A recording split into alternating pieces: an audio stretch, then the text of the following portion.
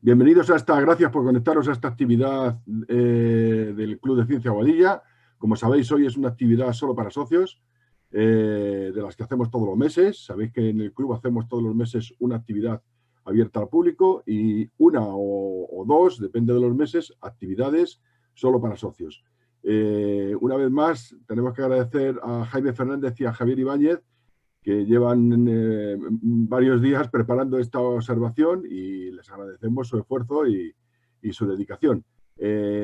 Hoy la luna está en una fase de 3 días y medio de lunación, es decir, hace muy poquitos días que fue luna nueva, y vamos a ver, por lo tanto, zonas de la luna que hasta ahora no habíamos visto en otras observaciones anteriores. Como siempre, ellos ahora nos van a indicar cuáles son los accidentes que han elegido para que los observemos esta noche. Empezará también Jaime, supongo que nos explicará cómo es su observatorio y cómo tiene el telescopio instalado. Y lo que vais a ver es en directo a través de su telescopio y de su ordenador. Y bueno, luego entre los dos, entre Jaime y Javier, pues irán explicándonos cómo hacen magistralmente cada mes las cosas que vamos viendo, y seguro que nos cuentan anécdotas y nos cuentan detalles interesantes de la geología lunar. Así que, sin más preámbulo, gracias a todos por conectaros y sobre todo gracias a Jaime y a Javier por el rato que nos van a hacer disfrutar. Y sin más, pues os cedo la palabra. Muy bien. Recordaros que desconectéis el audio y el vídeo de vuestras sesiones, pues para no consumir ancho de banda y para no tener ruido de fondo, ¿vale? Javier, preséntate. Sí, bueno, pues yo soy Javier Ibáñez, pertenezco al Club de la Ciencia desde hace un año más o menos, desde al poco de empezar la pandemia, casualmente. O sea que llegamos casi a la vez al Club de la Ciencia, la pandemia y yo. Y bueno, pues nada, yo soy un aficionado a la astronomía, en concreto mi pasión es la luna y bueno, junto con mi compañero Jaime, pues estoy encantado de estar aquí cada mes para hacer una observación en directo y comentar pues los temas que vamos viendo de la luna. Además, hoy conmigo tengo un ayudante de la NASA, mi hijo Daniel, es un gran fan de la astronomía y que estará por aquí conmigo viendo cómo hacemos este programa en directo. Muy bien, yo soy Jaime, yo soy el que tengo el observatorio en casa montado y gracias a estas sesiones de Zoom que nos proporciona el Club de Ciencia, pues podemos compartirlo con todos vosotros, con los comentarios de Javier, que es un experto en todos los temas de luna y bueno, yo pues en la medida de lo que podamos, ¿vale? Seguro que meteremos la pata en algo. Podéis interrumpirnos siempre que queráis, no hay ningún problema. Nos podéis corregir, interrumpir y preguntar lo que queráis en cualquier momento, ¿vale? Sí, efectivamente, importante. Cualquier pregunta que tengáis, por favor, hacerla, que lo que podamos, pues os intentaremos contestar de la mejor manera posible. ¿Qué vamos a ver hoy, Javier? Pues sí, voy a compartir mi pantalla para enseñaros el mapa llave, que es el que utilizamos en todas las sesiones, donde pues aquí podemos ver cuáles son los diferentes elementos que vamos a ver hoy. Como veis, hay un objeto principal que es el Mar de la Crisis, que es el Mare Crisium, que está aquí en el centro, y en torno a él pues vamos a movernos hacia la parte norte, a visitar una serie de cráteres de impacto, Gaminus, Brunelleschi y Cleomedes, y luego el Mar de la Crisis, obviamente, y luego hacia el sur del Mar de la Crisis, pues tenemos visitando también Petavius, Langrenus, diferentes cráteres que vamos a ir eligiendo siempre pegados al terminador para poder aprovechar por la sombra que nos deja lo que es el amanecer en la Luna, que se va moviendo a 14 kilómetros por hora y que bueno, nos permite ver los relieves con mayor precisión. Y además aquí en rojo hemos incluido pues, algo que no todo el mundo conoce y que son misiones soviéticas a la Luna y que son misiones anteriores o coetáneas a las misiones Apolo, que son tan archifamosas y archiconocidas. Entonces, en esta zona de la Luna casualmente hay varias misiones Luna y vamos a aprovechar para esta noche, además, como ha dicho Eduardo, de ver una zona de la Luna que hasta ahora creo que no hemos visto en el Club de la Ciencia, en las sesiones que hemos hecho, pues además explicaré con detalle el tema de las misiones Luna soviéticas. Y bueno, pues veremos diferentes tipos de accidente, ¿no, Jaime? Sí, lo habitual que vemos en la Luna, que son pues, los distintos tipos de accidentes, tenemos los mares, los que se conocen como mares, que son grandes cuencas de impacto, en realidad son todo cuencas de impacto, son todo impactos lo que vemos en la Luna.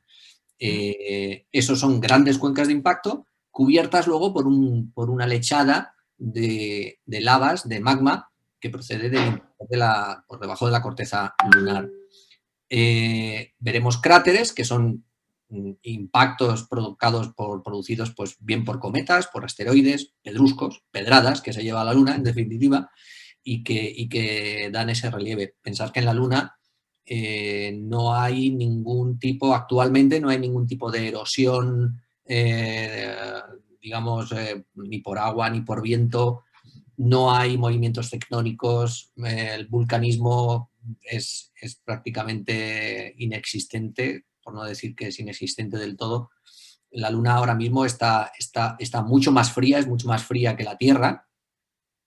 Un buen amigo hacía una comparación y decía que cuando cuando te ponías el plato de sopa, ¿no? Y ibas echando sopa en tu plato y el plato enseguida se enfriaba, ¿no? Pero cuando te echabas un cazo más del puchero, pues veías que estaba mucho más caliente que lo que te acabas de tomar en el plato, ¿no? De sopa. ¿Por qué es eso? Pues simplemente por la cantidad de masa que tiene el plato y la que tiene el puchero. La Tierra todavía está caliente desde un punto de vista geológico y está activa, mientras que la Luna es mucho más pequeña y se ha enfriado mucho antes. Está fría, con lo cual no hay actividad geológica actualmente en la Luna. ¿Eso qué significa? Pues que lo que vemos ahora en la Luna es la historia de la pareja Tierra-Luna a lo largo de eones en los cuales en la Luna siguen siendo visibles esas cicatrices, mientras que en la Tierra pues la vegetación, la erosión, etcétera, ha hecho desaparecer.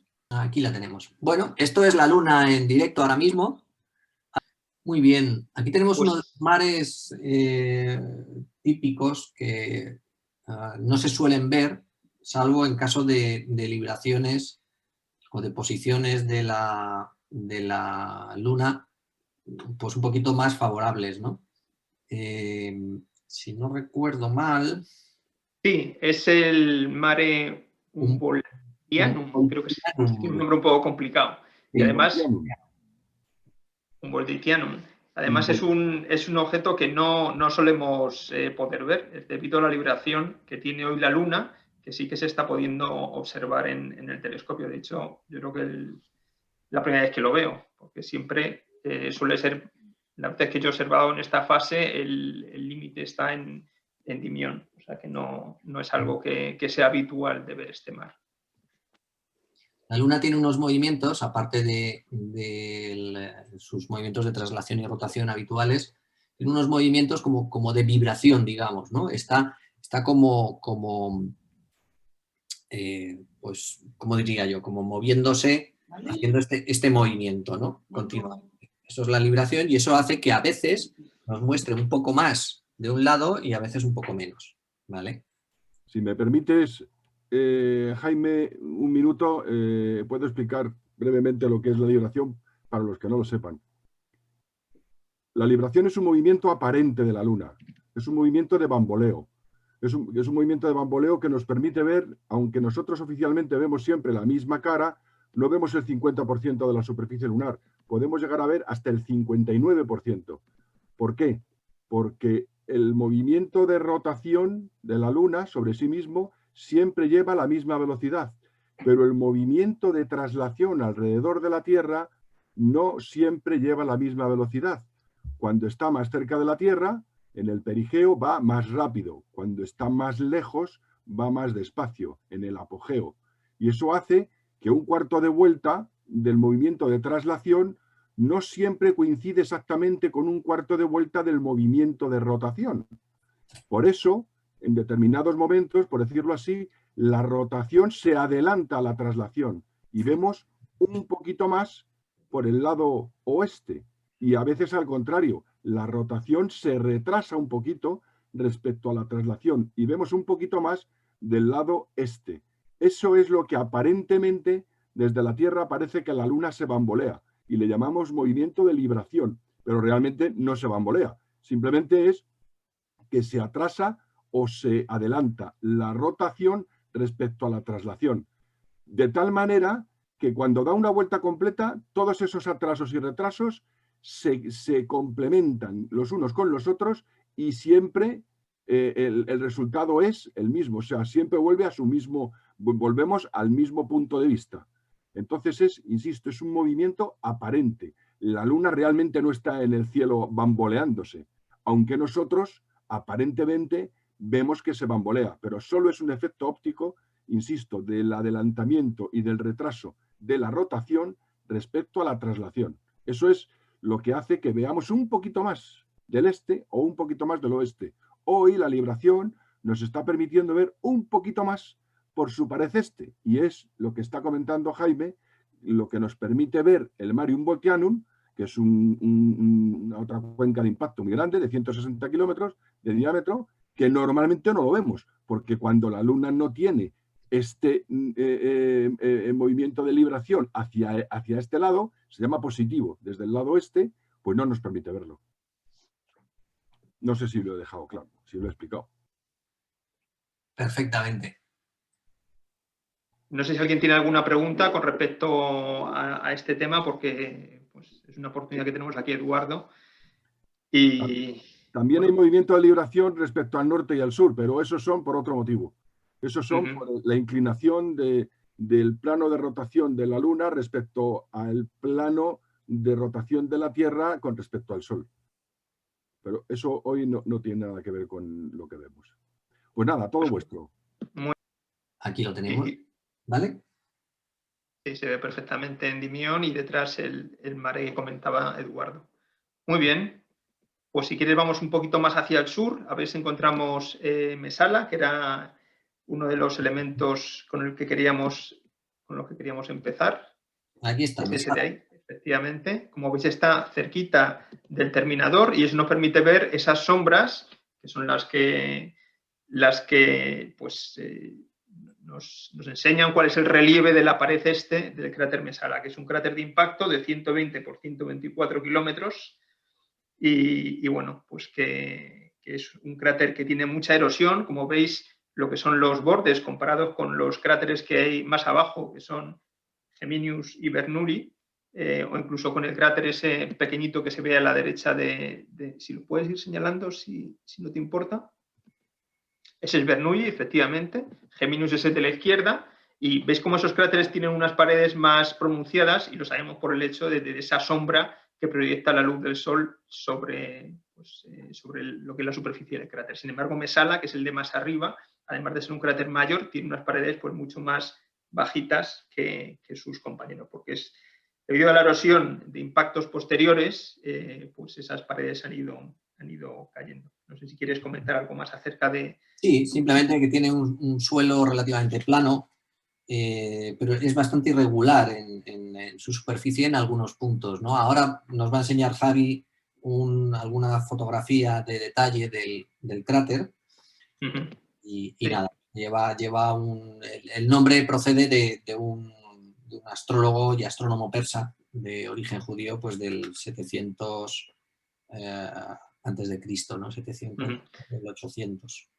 Sí, casi todos los cráteres que veremos hoy pues son o bien nombres de astrónomos y además casi todos la nomenclatura viene de un astrónomo del siglo XVII que es Giovanni Riccioli, que es el que puso los nombres al 90% de los elementos que se ven en la Luna actualmente. Bueno, no quiero hablar de Rizzoli ahora, hablamos quizá luego. ¿Quieres que enseñe alguna foto antes de pasar al siguiente cráter? ¿O prefieres Sí, que...? tenemos una foto de Mesana, ¿verdad?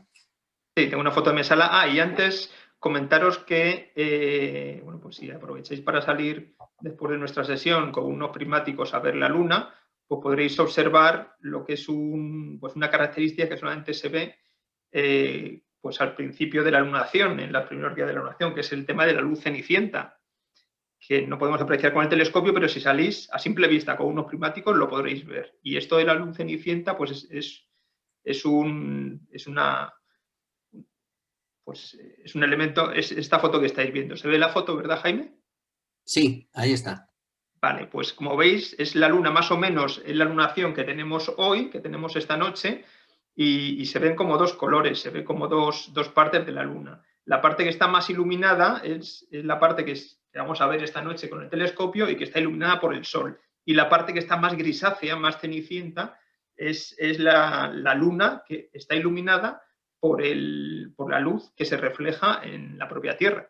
Es decir, la Tierra pues tiene un albedo de un 38%, quiere decir que el 38% de la luz del Sol que incide en la Tierra es reflejada por la misma, y esa luz reflejada, a su vez, ilumina la Luna, y es lo que se ve pues si salís esta noche, como digo, a observar la Luna a simple vista.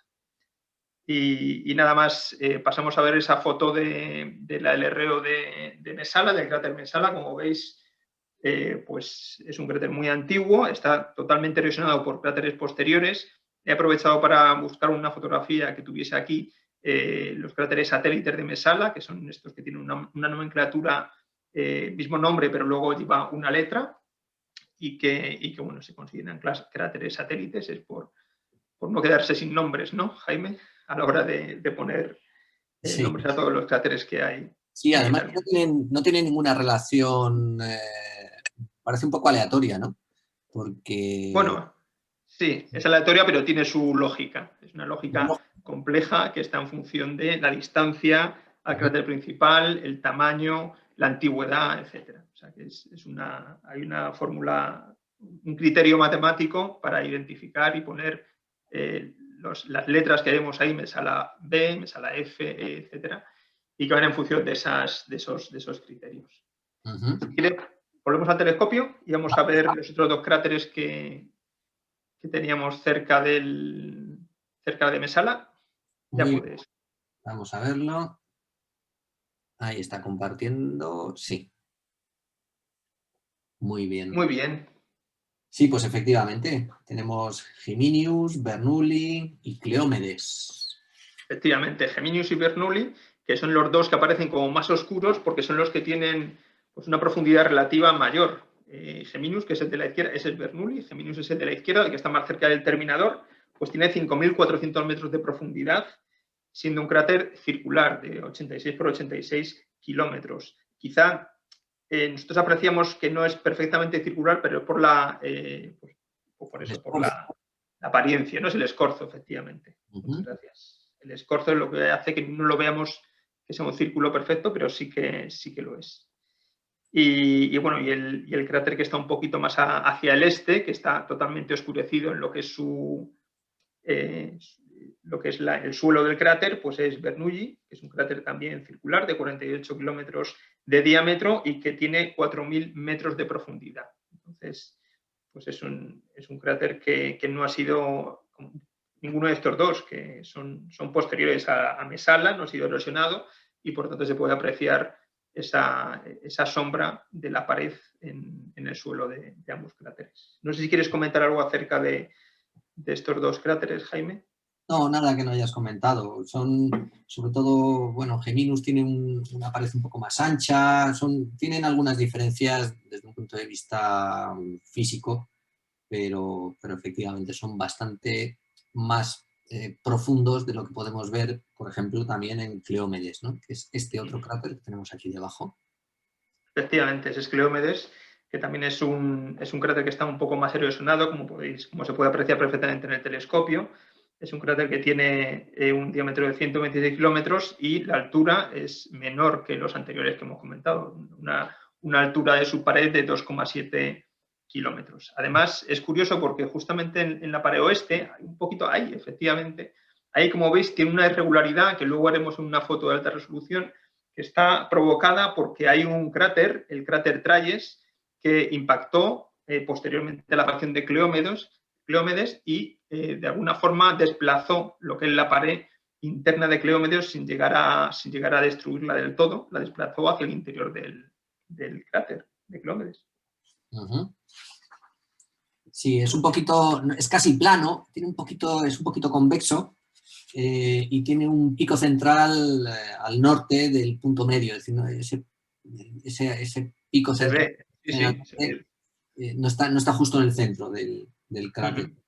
Tiene además una rima muy interesante con una bifurcación que está por aquí, por este lado, pero bueno, hoy no se ve, no lo podemos ver aquí, pero lo vamos a ver en la fotografía, ¿verdad?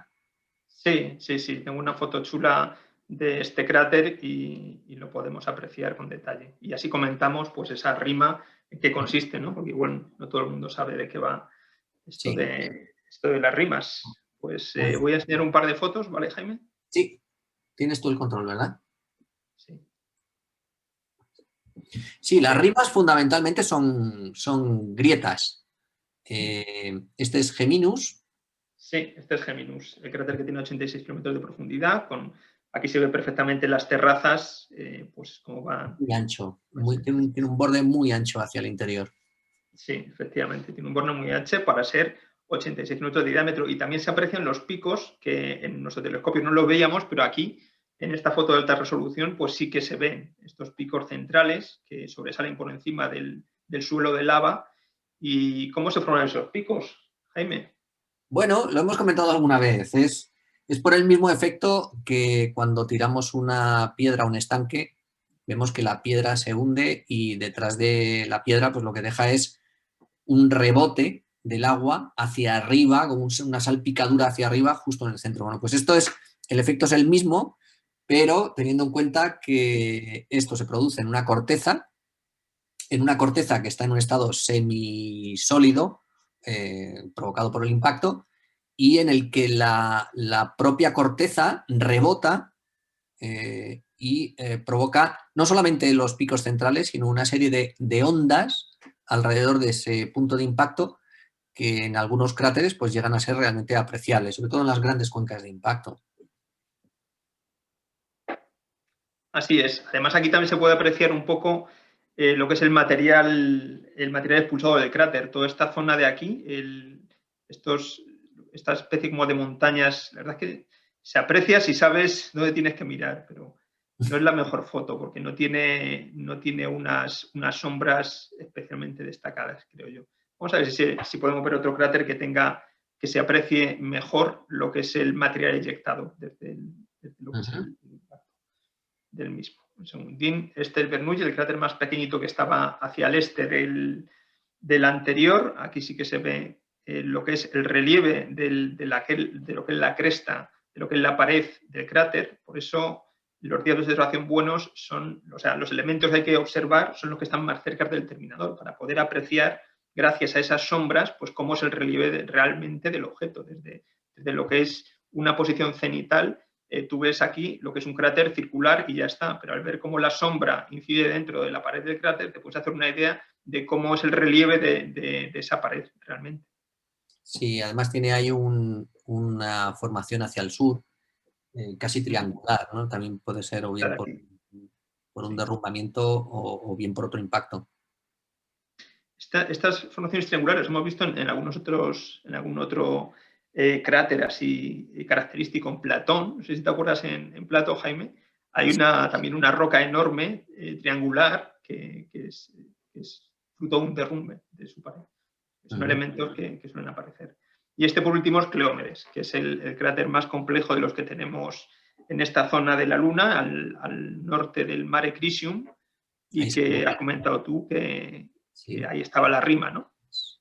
Sí, efectivamente. Y Tralles, ahí a la izquierda, vemos cómo ha deformado la pared. Y en el fondo del cráter lo que vemos es esa rima. La rima no deja es una grieta en la superficie de la Luna. Por lo general pueden tener dos orígenes. Uno puede ser por movimiento tectónico y por desplazamientos de la corteza provocados por el impacto de la cuenca.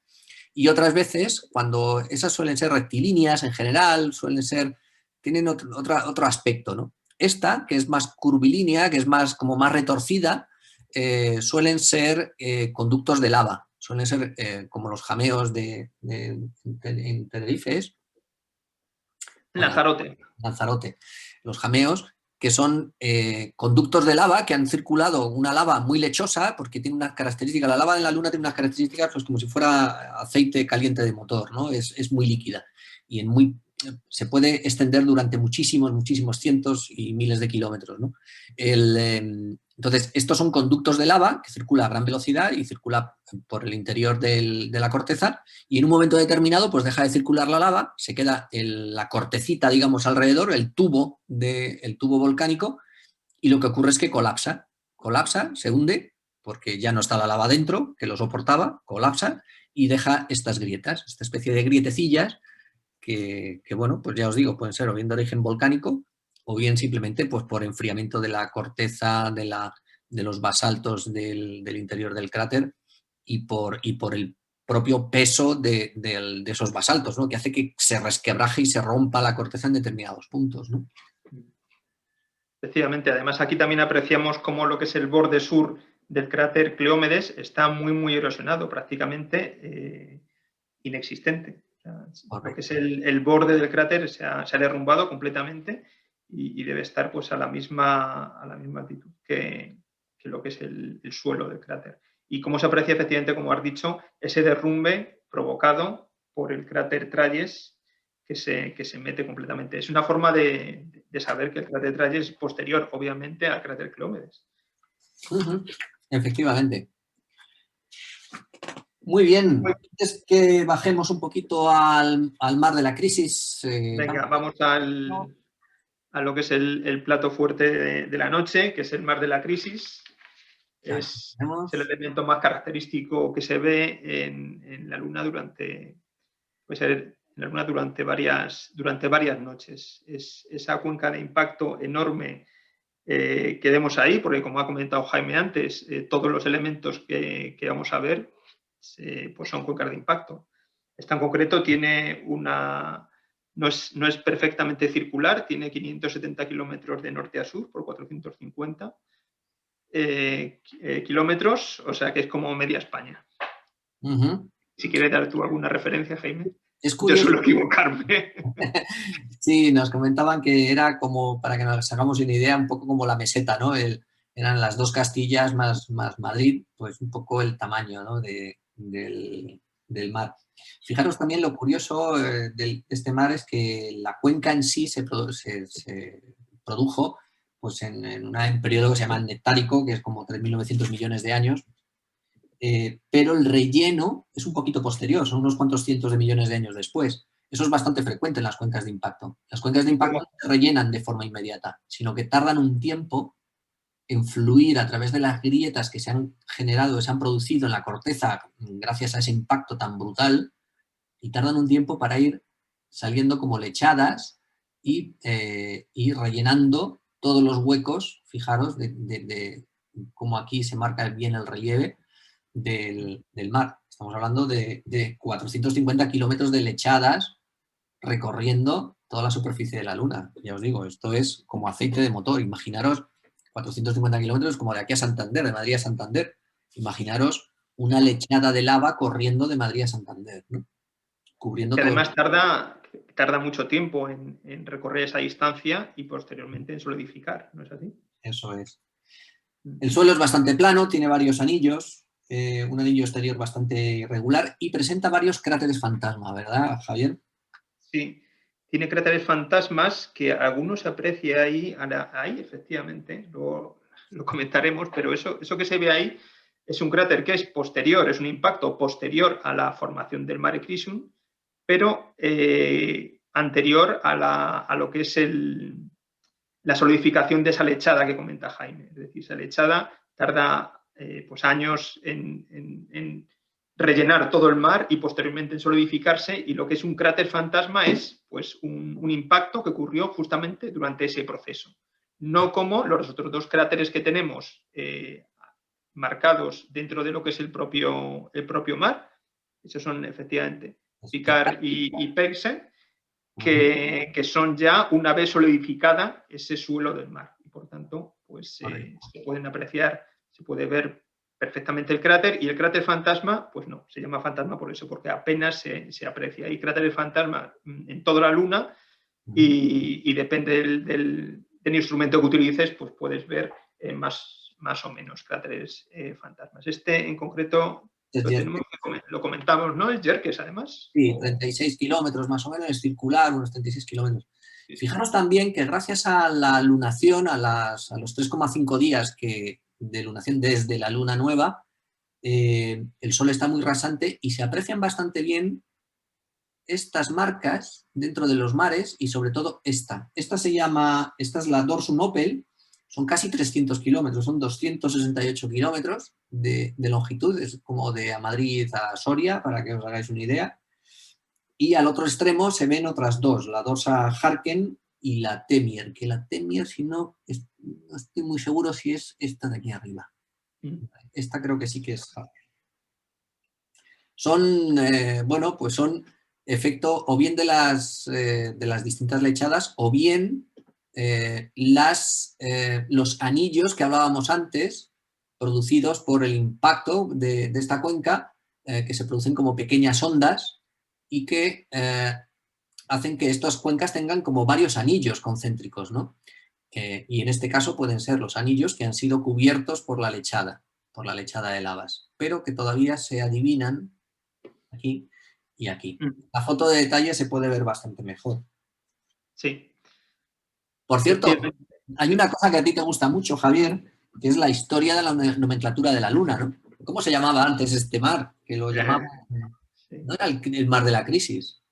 No, no era el mar de la crisis. Este mar, como muchísimos objetos en la Luna, pues ha recibido numerosísimos nombres. Solamente fue al final, en el siglo XVII, que hubo una especie de ponerse de acuerdo de que los nombres ya no iban a seguir cambiando y que iban a ser por los que Giovanni Riccioli pues puso en su famosísimo Atlas. Pero este mar ha tenido nombres pues tan variados como el Britannia, se ha llamado Britannia, Mar Caspio, durante muchísimos años se conoció como Mar Caspio.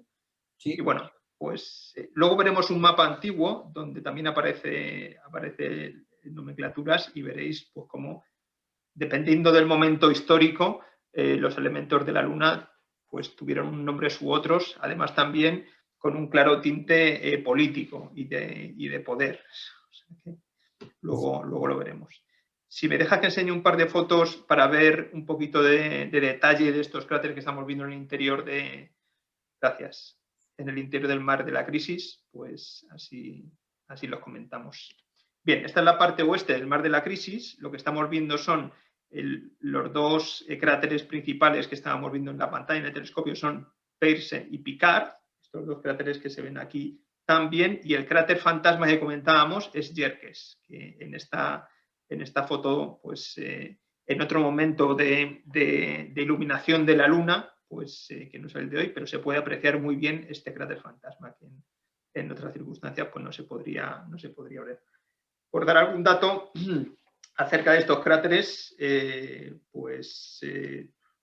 Yerkes, que es el cráter fantasma, para que os hagáis una idea, pues tiene unas dimensiones de 36 kilómetros por 36 kilómetros. A pesar de que tiene una forma poligonal, como muchos otros cráteres en la Luna, estas formas poligonales sí que se suelen encontrar, pero bueno, es una dimensión pues, bastante circular.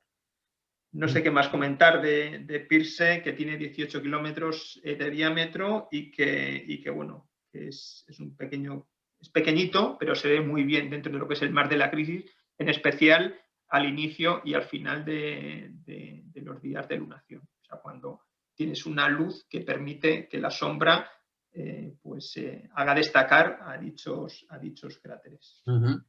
Muy cerquita se encuentra un cráter que también a Javier le gusta mucho, que se llama Proclus, que está a la izquierda, que hoy no vemos, pero que ha dejado marcas dentro de Yerkes. Dentro de Yerkes, con determinada lunación, se pueden ver las marcas radiales que ha dejado el impacto de...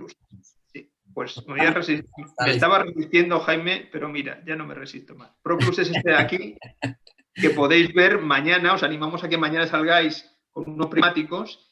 15 segundos, enfoquéis hacia la zona del Mar de la Crisis, que es la zona más oscura que vais a ver en la Luna, y veáis este cráter tan espectacular, que se llama Proclus, como ha dicho Jaime, que es uno de mis favoritos, que es un cráter provocado por lo que es un impacto muy, muy rasante. Se calcula de unos 15 grados, o sea que no impactó en vertical, sino que prácticamente rebotó, pero no rebotó, sino que impactó muy, muy, muy en horizontal y provocó estas curiosas marcas radiales de hasta 600 kilómetros de diámetro, y que en su conjunto pues hacen ver a lo que es el Mar de la Crisis, con los dos cráteres que hemos visto antes en su interior, que son los ojos, y con esta eyecta que hacen como de bigotes de un gato, pues hacen ver esa especie de formación curiosa que está compuesta por Proclus, que es un cráter además muy, muy moderno, y por eso de ahí que se vea, cuando mañana,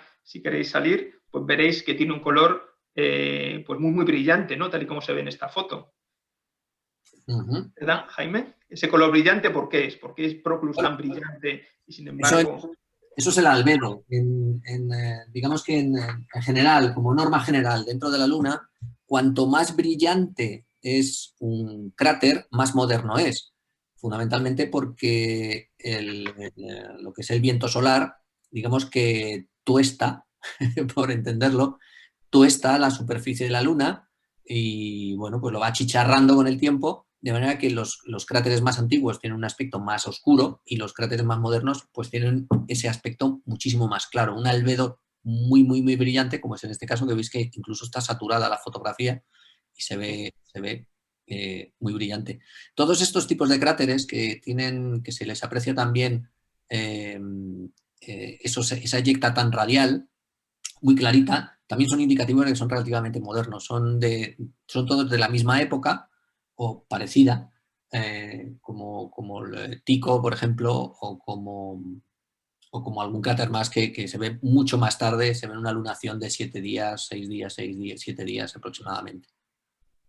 Aquí vemos además cómo la eyecta de Proclus se mete dentro de lo que es el Mar de la Crisis, y cómo se aprecia ese contraste de color entre el oscuro del mar, de la lava del mar, y el clarito de la eyecta de un impacto mucho más posterior. Bueno, volvemos a lo que podemos ver en el telescopio. Aquí veíamos los 3 cráteres que queríamos enseñar, Picard y Yerkes. ¿Sí? Perdona, Javier, solamente un detalle. Mirad, si os dais cuenta, Picard es de un tipo especial de cráter, es un cráter concéntrico. No vamos a explicar aquí cómo se forman, pero si os fijáis, ahí con ese aumento se ve. ¿Veis que tiene un anillo en el interior? Porque está englobado dentro del grupo de los cráteres concéntricos, que eso, bueno, pues es para explicarlo otro día. Si ahora cuando volváis al telescopio me permitís otro minuto, me gustaría, para quien no lo sepa, dar un breve apunte de la geología de cómo se forman los mares. Bueno, pues si queréis volvemos ya, porque aquí lo que tenía era una foto tomada por el Apolo 16 de Peirce, que me gustaba por el tema de ver el color de la eyecta. Aquí se ve perfectamente pues como el oscuro del mar contrasta tanto con lo que es el impacto que provocó Peirce, y ya está. Y esta era una foto de Picard, que es el cráter concéntrico que ha mencionado Eduardo, y donde aquí sí que se aprecia lo que es el material eyectado en el impacto que provocó Picard, justo alrededor del propio cráter, que está como levantado. Y si quieres volvemos al telescopio, Jaime. Sí, dame control. Ahí lo tienes. Aquí lo tenemos. Este es el mar completo, según lo estábamos viendo. Por cierto, que es una zona muy interesante desde el punto de vista, como adelantábamos antes, desde un punto de vista de la exploración espacial. ¿Nos querías comentar algo sobre la génesis? De cómo se forman, antes de que nos comentes la astronáutica de la zona. Mirad, como muy bien ha explicado Jaime hace un momento, todos los mares, debajo, bueno, no todos, hay alguna excepción, pero casi todos los mares, debajo lo que tienen es un gran impacto, tienen una cuenca de impacto. Y por encima lo que tienen son coladas de lava. Es magma que ha subido. ¿Y cómo se ha formado? Porque, como él muy bien ha dicho, hay una importante diferencia de tiempo desde que se forma el impacto hasta que sale esa lava. Pues veréis, esto funciona se formó de la siguiente manera.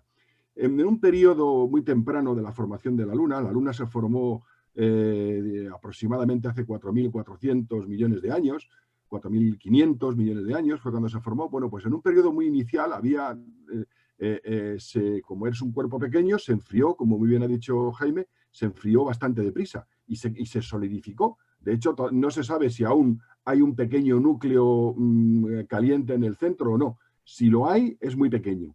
Pues bien, se solidificó y cuando hubo los grandes impactos que formaron las grandes cuencas de impacto, esos grandes impactos hicieron dos cosas. Una, agrietaron el suelo, lo fragmentaron, formando grandes grietas que llegaban hasta el manto, aunque el manto ya estaba solidificado.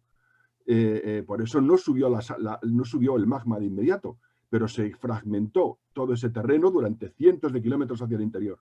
Y al mismo tiempo, en la zona superior, por ese gran impacto, pues se fundieron las rocas que había en la superficie y ya se formó, de hecho se sigue viendo en muchos cráteres de los grandes, los que se llaman circos en la Luna.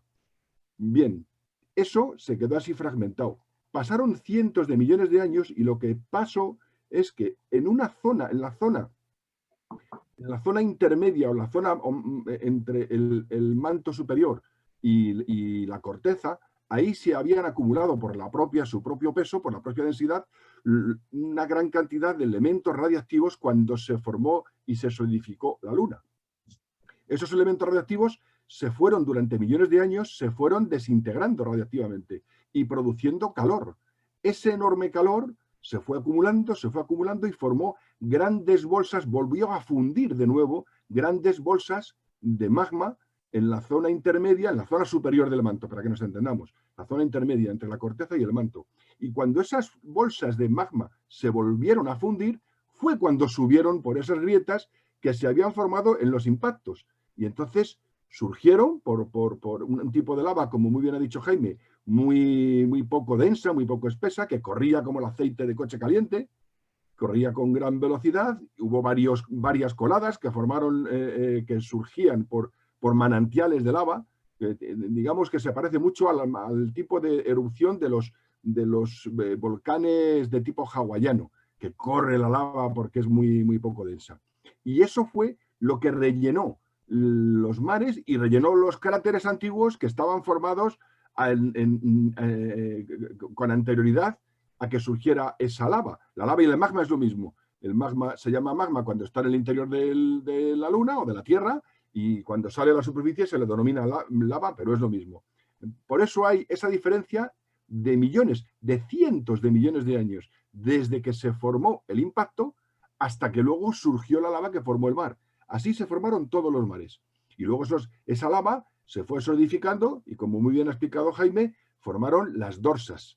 Las dorsas, esas grietas elevadas, las que son de tipo circular y paralelas al borde, pues normalmente se cree, los geólogos planetarios creen que esas dorsas se formaron, como ha dicho Jaime, porque debajo lo que están son los relieves de los anillos del impacto.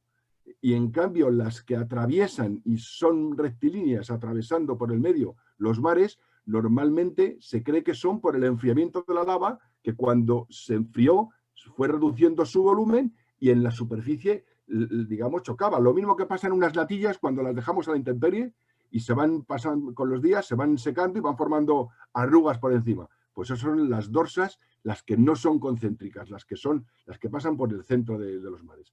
Y así es como se formaron la mayoría de los mares. Es decir, emanaciones de lava cientos de millones de años después de los impactos, debido a la refundición de bolsas de magma por los materiales radiactivos. Y así se formaron. Muy bien, pues muchas gracias, Eduardo, por la explicación tan didáctica. Si tenéis alguna pregunta. Y si no, volvemos al telescopio, porque antes de hablar del tema de las misiones Luna, que era lo que habíamos pensado, vamos a terminar de ver lo que son los objetos que se pueden ver con el telescopio para evitar que la Luna pues se ponga ahí y dejemos de verla desde el observatorio. Entonces, pues Jaime, vamos directamente a ver los cráteres que teníamos al sur del Mare Crisium, que son esos tres. Efectivamente, se ven perfectamente, todavía se ven perfectamente Langrenus, Vendelinus y Petavius, y se ve hasta el valle, por cierto, que no sabía que lo íbamos a ver. Como veis, las turbulencias a partir de ahora van a ser cada vez mayores, porque cada vez más la Luna está cerca de lo que es el horizonte, o del horizonte del observatorio por lo menos, y entonces pues cada vez es peor lo que es la visión desde el telescopio. Sí, le afecta a las chimeneas, le afecta también la propia fachada del observatorio. Aunque estos días la temperatura está siendo bastante buena para las cámaras. Bueno, pues el primer cráter que tenemos ahí es Langrenus, que es un cráter pues muy característico porque tiene 133 kilómetros de diámetro, es perfectamente circular, a pesar del escorzo con el que lo observamos actualmente. Se ve el pico central se ve perfectamente. Muchas gracias, Jaime. Tiene 1 kilómetro de altitud, ese pico central, y las paredes de Langrenus pues miden unos más o menos 3 kilómetros de profundidad. No sé si más o menos está claro. Langrenus, por cierto, es el nombre de un cartógrafo muy famoso, cartógrafo del rey Felipe V, creo que fue, el rey español Felipe V, y bueno, pues él hizo... ¿Perdón? Creo que fue el segundo. Felipe II. Bien, pues Felipe II, gracias. No estoy seguro. Vale. Y bueno, pues lo que hizo fue cartografiar la Luna y le puso esa nomenclatura a todos los elementos que se ven actualmente en la Luna, pero según lo que él quería en ese momento. Luego veremos el mapa de Langrenus, el Atlas lunar de Langrenus, donde de todos los nombres que puso, solamente se conserva este cráter que tenemos aquí. Él le puso su nombre a este cráter, además de a otros elementos que veremos en su Atlas. Y el único que se conserva pues, es el cráter Langrenus, como digo, de 130 kilómetros de diámetro. Si quieres comentar algo más tú, Jaime. Sí, podemos ver alguna foto de detalle y se ve, por ejemplo, que todo el interior del Langrenus está muy aterrazado. Es una terraza bastante desproporcionada con el tamaño del cráter. Tiene como 20 kilómetros de terraza en los lados, bastante irregulares, muy montañosas, con algunas marcas radiales. Eso lo vemos mejor en las fotografías. Sí, y justamente tengo una foto chula que aparece en los tres elementos que queremos ver ahora, que es el cráter de más abajo, que está totalmente erosionado, que es Vendelinus, y luego un poquito más para abajo, que se empieza a apreciar en la toma que tenemos, que es Petavius. Estos tres cráteres son los tres que vamos a ver. Entonces, enseño simplemente esa foto de alta resolución, aunque aquí se ve genial. La voy a poner, te cojo el control y aquí están los tres con otra toma.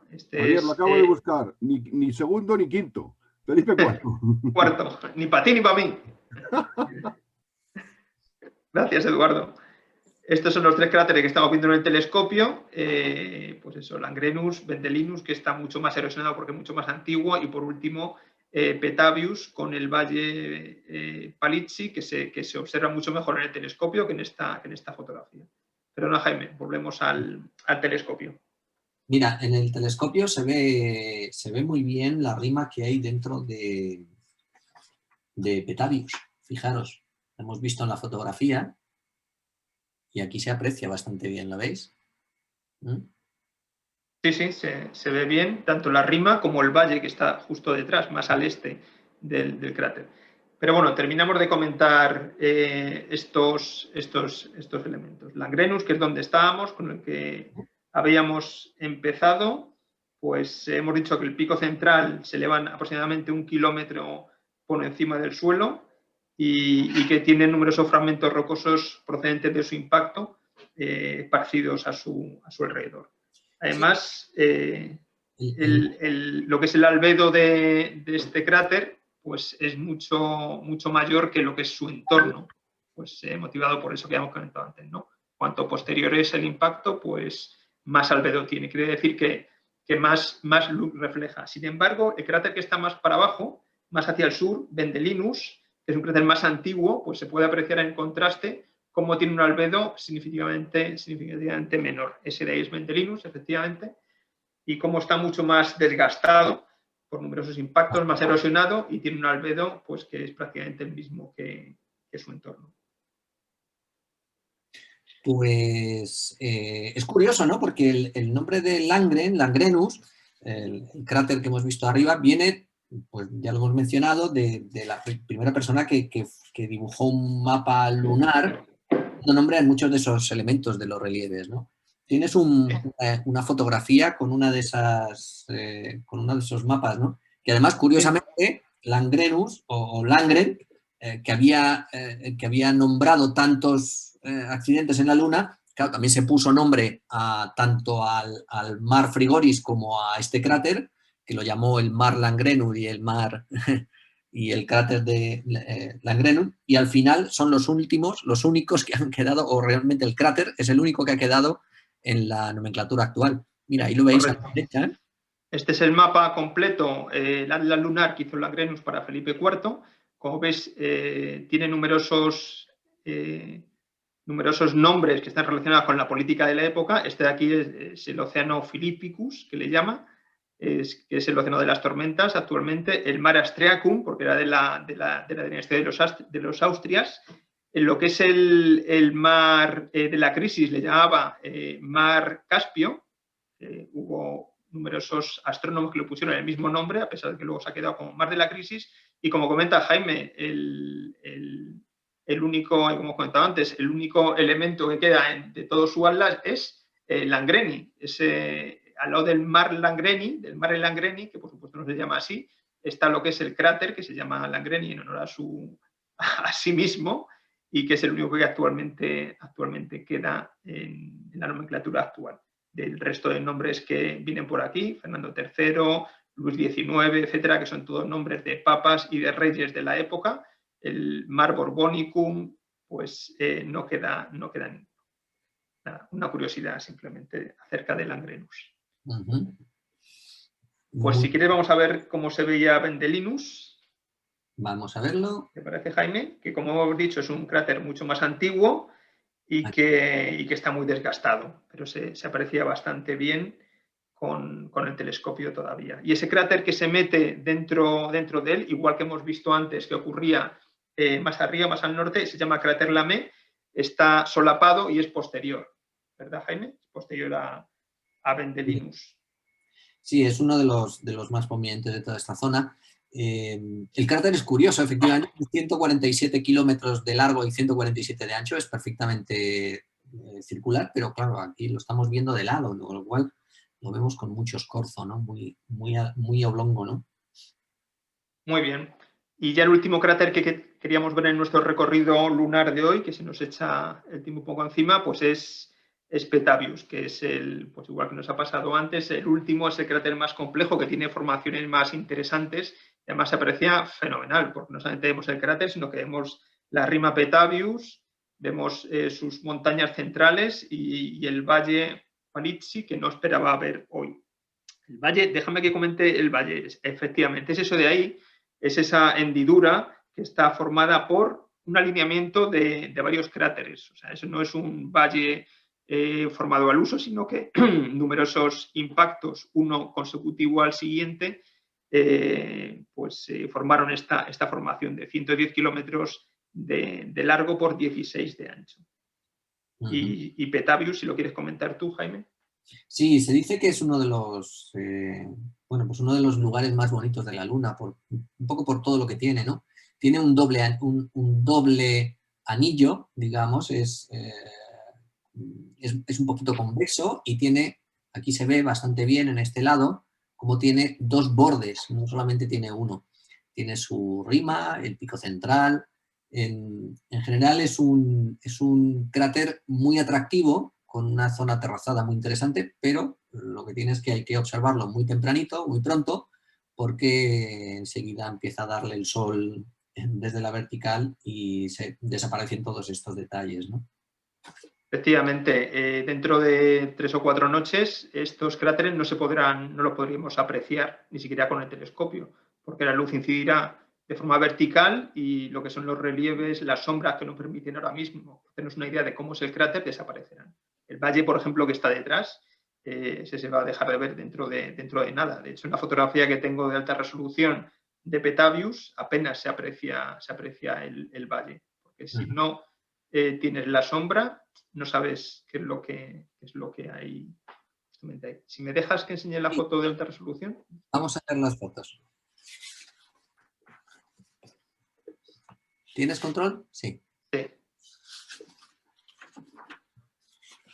Vale, pues perdona, quería empezar antes con Vendelinus, ese cráter que está totalmente erosionado por impactos posteriores, como se ve aquí, está absolutamente machacado, incluso parte de sus bordes pues ya han desaparecido por esos impactos posteriores, como veis es uno detrás de otro. Y este es Petavius, este cráter tan complejo que tiene tantas formaciones que estaba comentando antes Jaime. Esa pared doble que se aprecia aquí, en esta zona del suroeste, perdón. Y bueno, y lo que comentaba, como esta foto está hecha en un momento en el que la luna tiene una iluminación muy, muy vertical por parte del sol, el valle Palizzi que comentábamos antes, que está aquí al este, en la parte de la derecha de la fotografía, apenas se aprecia. Como comento, está formada por diferentes impactos, uno superpuesto con el siguiente, que han derribado las paredes de cada uno de los cráteres anteriores y, por tanto, pues tiene esa forma de valle. En esta foto que conseguí, con la lunación justamente al contrario de lo que estamos viendo actualmente, es decir, una luna en fase decreciente, pues lo que es la sombra pues, nos permite adivinar un poco dónde está este valle. Pero se ve mucho mejor con el telescopio. Está claro. Sí, hoy sí. Muy curioso, en la foto anterior se veían en el fondo de Vendelinus, en esta, se veía, fijaros el fondo como está lleno de pequeños impactos, además muchos de ellos como rayados, ¿no? Como muy rasantes, ¿no? Bueno, eso es porque todos esos son impactos secundarios de Langrenus, del otro cráter que estaba un poquito más arriba, y o bien por eyecta del propio cráter, o bien porque el pedrusco, el asteroide que provocó el cráter, pues se disgregó de alguna manera y llegó a impactar en toda esta zona. Fijaros cómo está el fondo, como apedreado, con todas esas marcas. Muy interesante en ese sentido. Muy bien. Pues muchas gracias. Si quieres, vamos... ahora ya la luna empieza a tener muchas aguas porque nos estamos acercando mucho al borde del observatorio. Te paso el control si quieres. Podemos comentar algo muy interesante de todas estas zonas que hemos estado viendo antes. Tanto en el mar de la Crisis como en el mar Felgoris, que es justo el que está aquí debajo, ¿vale? Hay otros mares que habitualmente no se ven también, que están bastante a tiro. Si nos da tiempo, al final podemos darnos un paseíto por ellos. Estas zonas son especialmente significativas porque tanto aquí en el mar de... ¿He dicho Frigoris? No, fecundidad. Mar de la fecundidad. Mar de la fecundidad. Porque en toda esta zona, entre los años 69 y 76, hubo 3 sondas de la Unión Soviética que llegaron a aterrizar en estos dos parajes, tanto aquí una, aquí otra y otra más aquí, aunque en realidad aquí fueron 2, ahora os voy a contar qué es lo que pasó con la otra. 3, ahí fueron 3, en el mar de la Crisis. En el mar de la Crisis. Sí, bueno, vale, pero... bueno, enteras, dices. Vale. Sí, que quede algo de ellas, realmente hay 2. Sí, enteras. La historia es que entre esos años, en el año 69 y 76, pues la Unión Soviética lo que hizo fue lanzar una serie de misiones, las misiones Luna, entre ellas la Luna 15, la Luna 16, en total 11 sondas que tenían como objetivo conseguir muestras de la Luna, eran sondas robóticas, automáticas, muestras de la Luna y retornarlas a la Tierra. Si os suena todo esto, como muy moderno, muy actual, pues es cierto, porque desde hace 44 años, desde aquellas sondas, no se había conseguido que una sonda robótica trajera muestras de la Luna y ha tenido que ser una sonda china, una Chang'e, la que ha traído recientemente muestras 44 años después. Estamos hablando de tecnología del año 69 al año 76. ¿Os podéis imaginar cómo funcionaban estas sondas? La tecnología digital estaba en pañales. Probablemente todo fuera analógico, tecnología analógica, y en total de todas estas 11 sondas, realmente muy poquitas llegaron a conseguir su objetivo y trajeron apenas 300 gramos en total. Para que comparemos, las misiones Apolo pues trajeron pues unos 382 kilos de rocas, mientras que esto era una misión titánica para traer apenas 300 gramos de muestras. Pero tiene algo muy especial, porque una de estas sondas eran bastante especiales, bastante distintas a lo que era habitual en la Luna. En general bueno, Dime. En la Luna y en cualquier sitio, realmente. Cuando veáis las fotos de las sondas, yo os he enseñado antes a mis hijos y dicen, ¿esto qué es? No se creían que eran unas naves que iban a la Luna. Son auténticas cafeteras, o sea, y además casi 6 toneladas de cafetera, con 4 metros de diámetro, unos cacharros curiosos, grandes, muy grandes. Estaban formados por 2 etapas. Era una etapa... Jaime, perdona, voy enseñando la fotografía, si te parece, mientras lo vas comentando. Sí, ¿vale? Eso es. Estaban formados por 2... Mira, esta es la Luna 16, en concreto. Sí. Estaban formadas por 2 etapas. Una etapa inferior, que era la que servía para facilitar el aterrizaje en la Luna, y la etapa superior, que era la que retornaba a la Tierra, que era esa cápsula naranjita, la cápsula plateada, y un poco más abajo, que son los depósitos de combustible y el motor de salida de la Luna. A la derecha veis ese brazo robótico. Ese brazo robótico lo que hacía es que bajaba, en la Luna 16, bajaba, giraba y se apoyaba en la superficie de la Luna, taladraba un poquito la superficie lunar, obtenía unas muestras, unos pocos gramos, y lo que hacía es que lo depositaba en la bola que veíamos arriba, girando esa palanca, y lo retornaba a la Tierra. Vamos a ver ahora un vídeo que nos va a mostrar un poco más pues cómo funcionaba todo esto, ¿no? El aparato no se aprecia muy bien. Hay una foto un poco más adelante donde se aprecia la máquina al lado de unas escaleras. Aquí está, ¿no? Esta es la del retorno de muestras. Esta es la siguiente generación. Ah, vale. Ahora la contamos, porque es muy especial. Hay una foto más adelante que está... otra más, a ver... Estas son las que nos ha mandado Eduardo. Sí, pero aquí se aprecia como lo que es... Efectivamente, coges aquí la muestra y cómo sube hasta la bola. Eso es. Hasta meterlo en la bola naranja. Hay un vídeo muy interesante donde se ve... Mirad, fijaros el tamaño que tiene este tanque. O sea, es que en las fotos no os da la impresión, pero claro, aquí al lado de la escalera os dais cuenta del tamaño tan brutal que tiene. Estamos hablando de 4 metros de diámetro y probablemente 5 o 6 metros de altura fácil. La bola de arriba, para que os hagáis una idea, tiene como medio metro. Y todo para devolver unos gramos de regolito. Gramitos de la Tierra, de la Luna.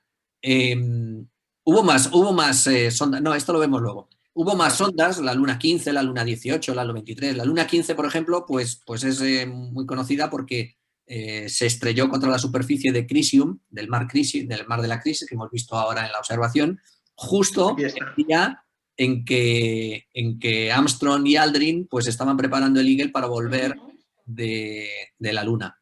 Justo en ese momento la estamparon. La Luna 18 también se estrelló contra la superficie de la Luna en el año 71. Parece ser que la tapa del motor de la tapa de descenso pues se apagó antes de tiempo. Y luego la Luna 23, que fue un caso aparte. Ahora lo comentaremos. Os voy a poner un vídeo, si me dejas compartir. Ya tienes. Muy bien. Yo creo que ya... A ver... Esto es. Bueno, es un vídeo en perfecto ruso donde están haciendo los experimentos en la Tierra con la sonda. Fijaros el tamaño del taladro, ¿eh? Es que engañan las fotos, parece mucho más pequeño. Este es un vídeo del taladro cuando lo estaban probando en la Tierra, cómo hacía el taladro en la superficie, desprendía el polvo y este polvo pues era el que recogían hacia arriba. Y fijaros de qué forma tan ingeniosa lo llevaban a la bola de arriba. Llegaba la bola con un sistema electromecánico, entiendo, y con un fuerte muelle, cerraban la bola. ¿Vale? Lo que me sorprende es que alguna volviera. Sí. Fijaros la tecnología de la que estamos hablando. Es decir,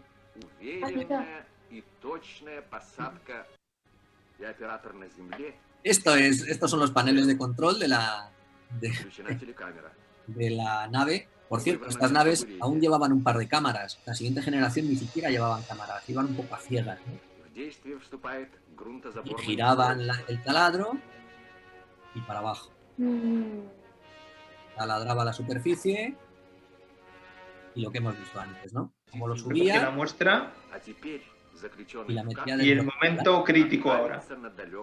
Eso es.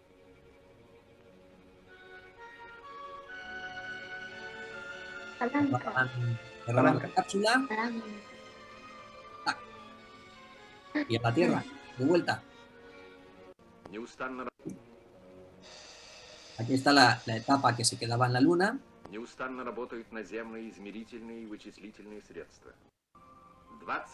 Bueno, tecnología rusa de última generación.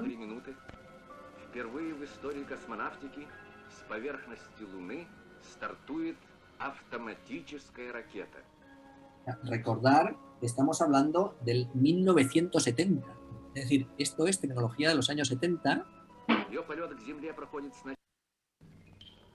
Y cómo llegaba a la Tierra y bueno, pues en esa bolita que emitía señales de radio, unas ondas, pues era recogida con su... Esto es todo lo que queda, todo lo que llega.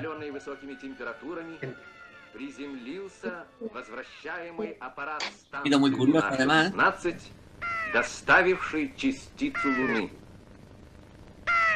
¿Oís el sonido de la sonda? Sí. Además veo máxima seguridad en cuanto a... Sí. Se acercaban y lo cogían y ya está. No hay más. ¿Vale? Bueno, pues esta fue una de las sondas. Este fue un éxito para la Unión Soviética. Estamos hablando del año 70 de cómo consiguieron traer unos pocos gramos. Posteriormente, el Luna 20 fue un poquito después y tuvo un éxito también parecido, funcionó bastante bien. Pero a partir del Luna 23 construyeron otro sistema, un sistema completamente distinto. Si quieres ponernos una de las fotos y ahora vemos cómo funcionaba. Bien. ¿Las tienes ahí? Sí. Mira. Perdona, Luna 23-24. Este es el 16. Este es el 24. Esta sería, bueno, es una maqueta de la Luna 24 o la Luna 23. Si os fijáis, lo que tiene es como una especie de carril con un taladro gigantesco que era capaz de perforar hasta 2,5 metros en la superficie de la Luna. 2,5 metros. Es que... O sea, ¿todo el cilindro este que se ve aquí más oscuro es el taladro, Jaime? Eso es el taladro, pero es que además del taladro tenía una cosa muy interesante. Y es que ese taladro lo que hacía es que sacaba las muestras y las almacenaba en exactamente la secuencia de estratos en la que la había encontrado. Es decir, lo que sacaba este taladro era un cilindro de 2 metros, de 2 metros y pico, de la corteza de la Tierra, de la Luna, exactamente la posición en la que se encontraba, de manera que luego se podía analizar un estrato por encima de otro y sus distintas capas de formación. Esto planteaba un problema muy serio. Esto era muy difícil de conseguir. Ahora vamos a ver en el vídeo cómo el ingenio de estos aparatos, que insisto, estamos hablando de los años 70, cómo consiguieron hacer esto sin que el taladro se atascara, sin que el taladro se estropeara. Y además, pensar una cosa, estamos hablando de un tubo, de una muestra de más de 2 metros. ¿Y cómo metemos esto dentro de una bola de medio metro? ¿Vale? Bueno, pues también tiene su cosa curiosa. Os voy a poner también otro vídeo. El Luna 23... Sí, el Luna 23 fue una de las... el Luna 23 no se llegó a estrellar, lo que pasó es que la pobre al caer, pues no sé si es que no calcularon bien la caída o cómo, pues quedó volcada. Cayó y quedó volcada. Hay unas fotos ahí que si quieres las puedes enseñar también, donde se ve la Luna 24 muy cerquita de la Luna 25, porque quedaron pues escasamente a un par de kilómetros, me parece, una de otra. Esta es la foto de la Luna 23 y la Luna 24 que se aprecia en el extremo. ¡Ay! Un segundín. También estas sondas tenían una dificultad añadida, por eso se estrellaban con relativa facilidad. Y es que mientras que las misiones Apolo tenían un sistema de descenso que llamaban algo así como powered, como descenso con potencia, es decir, ellos tenían, el motor estaba continuamente funcionando, lo modulaban más o menos y iban descendiendo a una velocidad razonable para el impacto con el suelo. Estas ondas, los rusos no tenían tan claro muchas cosas sobre las que no tenían tan cartografiada la Luna como podían tenerlo los americanos. Y entonces el sistema que decidieron utilizar era bastante más arriesgado. Lo que hacían es que con la sonda en órbita alrededor de la Luna la frenaban para que cayera, la dejaban más o menos quietecita a unos 1800 kilómetros de altura y en ese momento apagaban el motor y dejaban que cayera en caída libre. La sonda caía en caída libre y en el momento en que el radar detectaba que estaba a unos 700 metros de la superficie, aplicaba de nuevo el motor y la frenaba. Entonces, era espectacular, porque es que era tirar literalmente la sonda contra la superficie y esperar a que el radar fuera capaz de darse cuenta que estaba a punto de pegarse un lechugazo contra la Luna, aplicar el motor y frenarlo. Los últimos metros ya lo hacían con el motor apagado, solamente utilizaban los Bernoulli, los motorcillos pequeñitos para no levantar mucho polvo ni estropear la sonda, pero eso era el minuto de pánico, ¿no? Porque era, bueno, pues la mayoría se estrellaban, claro, había muchísimas que se estrellaron. Mira, ahí tenemos la Luna 23, hay una foto más de detalle. Sí, esto es para que se vea la distancia que había entre ambas misiones Luna. Como dices, de un par de kilómetros, Luna 23 y Luna 24. Y fijaros que la Luna 23, como se aprecia la pobre que quedó ahí, bueno, pues se cayó. Debió caer en un cráter o se le rompió una pata o vaya usted a saber. Lo que marca como letra A es el depósito de muestras. Eso es. Es el aterrizador. Eso es. Sin embargo, la Luna 24, pues ahí está la sombra. La etapa, que por cierto estuvo a punto de caer. Sí, aquí. Si hubiera caído en el cráter, hubiera corrido la misma suerte que su compañera, seguro. Os voy a enseñar el vídeo del funcionamiento, sí, del funcionamiento de las ondas de las de nueva generación.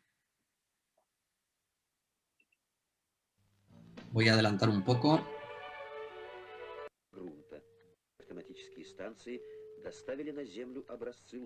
Esta es la Luna 16, un poquito más arriba la Luna 20.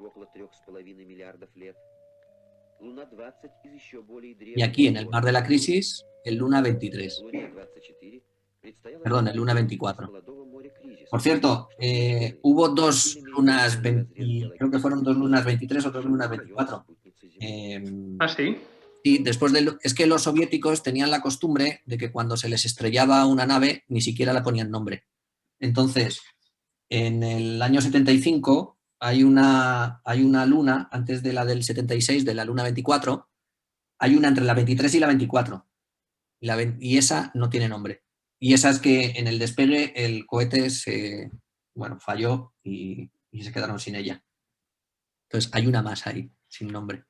Bueno, esta es la sonda con el sistema de perforado. Y aquí es donde llega la genialidad. Para que el taladro no se atascara, o sea, de lo que se trataba era que el taladro hueco, era un taladro hueco, que dentro se quedara la muestra de tierra según iba perforando. Pero eso podía atascar los sistemas. Entonces lo que se les ocurrió fue montar un sistema con un textil muy peculiar, se ve aquí de un color marroncillo, no sé qué será, que se doblaba sobre sí mismo como un calcetín. Ahora lo veréis en el vídeo, esta es la punta. Aquí están metiendo esa especie de camisa, que es donde se quedaba la muestra.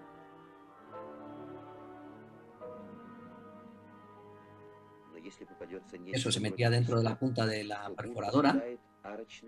Insisto, vuelvo a repetir, 2,5 metros. ¿Os imagináis un taladro de ese tamaño? Mirad, y este es el sistema. Como un calcetín se mete hacia adentro, ¿vale? De manera que el polvo que se vaya levantando no atascara la perforación. ¿Veis la barra cómo va entrando? Y eso va por los laterales, va bajando y subiendo por el centro. Y va acumulando en el centro las distintas capas del terreno. Súper ingenioso. Súper ingenioso. Ahí tenemos la muestra y claro, la posición relativa de unos con respecto a otros del terreno, pues es lo que te da las distintas capas de la superficie de la Luna. Brutal. La solución es brutal. Voy a ir un poquito más adelante. Por aquí. Perfora como unos 30 grados. Además, con la dificultad que eso podría tener de que a la entrada en la superficie de la Luna pues se doblara. El taladro va bajando por ese carril, va cogiendo la muestra y ahora viene la gorda. Y es, vale, ya tengo la muestra, los 2 metros de muestra, perfectamente cada una en su sitio, pero ahora la tengo que extraer y meterla en un cilindro. ¿Cómo lo hago? Pues señores, ingenio ruso, sacamos la muestra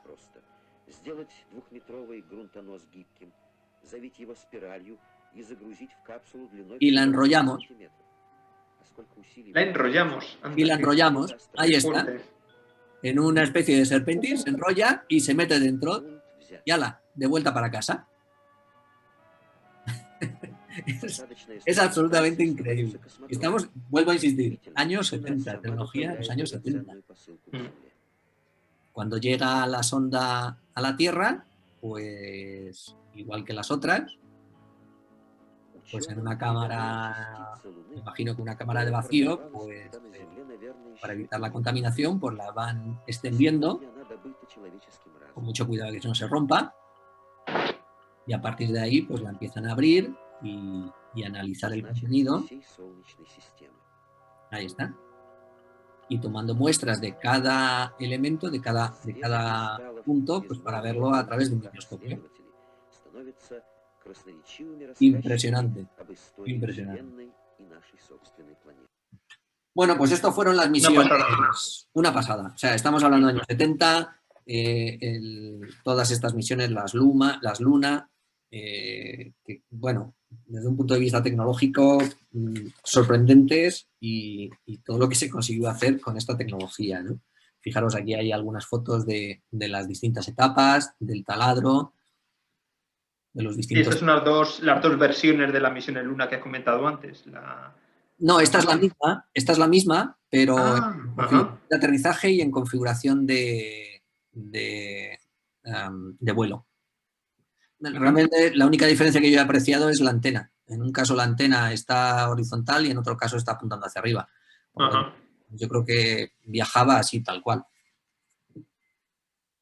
Increíble. Y este es el espagueti que decías antes, ¿no? Espagueti, cómo consiguen meter 2 metros dentro de una cápsula de medio metro.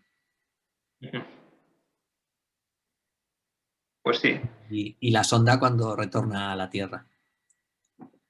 Bueno, pues esto es lo más curioso desde un punto de vista de ciencias del espacio, pues de toda esta área, ¿no? Que aquí no hay más sondas que las lunas que estuvieron aquí en la zona del Mar de la Crisis. Me preguntan por aquí por el chat cuántas misiones Luna hubo y cuándo finalizó el programa ruso Luna. Hubo 11 misiones, de las cuales, pues muy poquitas, ya os digo que solamente estas 3 consiguieron retornar con la misión completa. Lástima de la Luna 23, había salido todo perfecto, pero bueno. Hubo 11 sondas y bastantes. Entre medias hubo también las Luconaut, los robots estos que andaban por la Luna, de manera que estaban un poco solapados en las fechas, ¿no? Pero ya os digo, las 11 sondas y la más conocida quizás es la de la Luna 15, por eso, porque la hicieron coincidir con el momento en que Aldrin y Armstrong estaban a punto de salir de la Luna, ¿no? Me imagino. Sí, efectivamente fue un intento por parte de la Unión Soviética de tapar un poco el posible éxito en caso de que ocurriera por parte de los americanos. Es decir, bueno, pues los americanos lanzan su misión Apolo 11, pero nosotros estamos aquí bueno, pues con nuestra misión en Luna desde hace tiempo y además van a ser un éxito. Efectivamente, de hecho, la Luna 16 orbitó junto al Apolo 11 durante algún tiempo. O sea, estuvieron orbitando de forma conjunta y bueno, pues con tan mala suerte que la Luna 16 fracasó y tan buena suerte que el Apolo 11 pues fue un éxito. Sí. Permitirme una puntualización. Sí. Como ha dicho Jaime, hubo 11 sondas Luna, pero 11 fueron las que intentaron traer muestras. Realmente la Unión Soviética envió hubo 24 misiones Luna, aunque hubo más lanzamientos, porque algunas, como ha dicho Jaime antes, las volvían a poner el mismo nombre, el mismo número, hasta que conseguían al menos que se estrellase. Entonces, en total hubo 24 misiones, de las cuales 11 fueron del modelo Y-85, que son los que tenían como misión, esas 11, traer muestras a la Tierra. Y realmente solo lo consiguieron con 3. Pero misiones Luna, hubo 24 misiones Luna. O sea, si buscas en Internet, encontrarás misiones Luna de la 1 a la 24. Y el programa ruso lunar terminó en 1976. Sí, precisamente el número, pues te indica cuántas hay, ¿no? 20... Pero como tú bien has dicho antes, hubo más, porque algunas les ponían el mismo nombre, se estrellaban y les volvían a poner el mismo número a la siguiente. Sí, eso era típico iba a decir en la Agencia Espacial Rusa. Rusia no tenía una agencia, la Unión Soviética, perdón, no tenía una agencia espacial como podía ser la NASA o la precursora de la NASA, que ahora no recuerdo su nombre, que era de origen militar, ¿no? La NACA, ¿no? Sí. No, la Unión Soviética lo que tenía era una serie de burós y de estructuras pero que en ningún momento se podía llamar una agencia espacial como tal, hasta el año, no sé si fue el 95, en que el Gorbachov pues dijo que había que hacer una, ¿no? Los Cosmos. No, incluso antes se llamaba la Federación no sé qué de Astronáutica, no sé, tenía otro nombre. Sí, ahora se llama Rocosmos, pero antes tenía otro nombre. Bueno, pues con esto damos por finalizado la sesión de hoy. Nos hemos alargado mucho, sí, imagino, como siempre, ¿no? Un estándar. Ha sido un placer estar con todos vosotros esta tarde. Este es el recorrido que hemos hecho. Si tenéis alguna pregunta, aún estamos aquí. Aprovechar para ponernos a prueba. Ya no se ve, ¿no? Por el telescopio, Jaime. Todavía se ve, pero da muchos brincos. Ajá. Todavía se ve. Ahí va a poner ya el vídeo de despedida. No sé si tenéis una pregunta, lo que queráis. Antes de que se desconecte todo el mundo, permitidme recordar a todos, lo primero, daros las gracias a vosotros por el magnífico rato que nos habéis hecho pasar. Y gracias. Mira que yo he visto algunos documentales y he leído algunas cosas, pero como lo que has enseñado hoy, Jaime, de las misiones Luna, no lo había visto jamás. O sea, es que es fascinante, a mí me fascina. Realmente el placer ha sido mío por poderme enrollar, contaros todo esto, porque para mí es una tecnología, yo adoro la tecnología. Nos has enseñado cosas que verdaderamente me parecen difíciles de encontrar. Mira que tengo ahí un par de libros sobre astronáutica rusa, pero nunca había visto esos vídeos. O sea, te felicito. Y a todos los asistentes, daros las gracias por haberos conectado a esta actividad del club y recordaros que la semana que viene, el viernes 22 de enero a las 7 de la tarde, tendremos un coloquio online sobre telescopios, una aproximación, cómo elegirlos, las características de cada uno, en fin, será un coloquio abierto y muy informal. Cualquiera puede hacer preguntas, cualquiera puede dar opiniones sobre telescopios, etcétera, etcétera. Eso será viernes, no sábado como hoy, sino el viernes de la semana que viene, a las 7 de la tarde. Y para el siguiente viernes ya os avisaremos que tendremos el Cineforum sobre la película Blade Runner. Esta actividad que empezamos a hacer en el club, un Cineforum sobre coloquios sobre películas de contenido científico. Y por mi parte nada más, una vez más daros las gracias a los asistentes por conectaros y a Javier y a Jaime por el magnífico rato que nos han hecho pasar esta tarde con esta observación comentada. Y ya. Muchas gracias a todos. Javier, voy a poner el vídeo de cierre. Si me dejas control. Muy bien. Ahí lo tienes. Perfecto. Pues nada, hasta la siguiente. Por cierto, esto se ha grabado.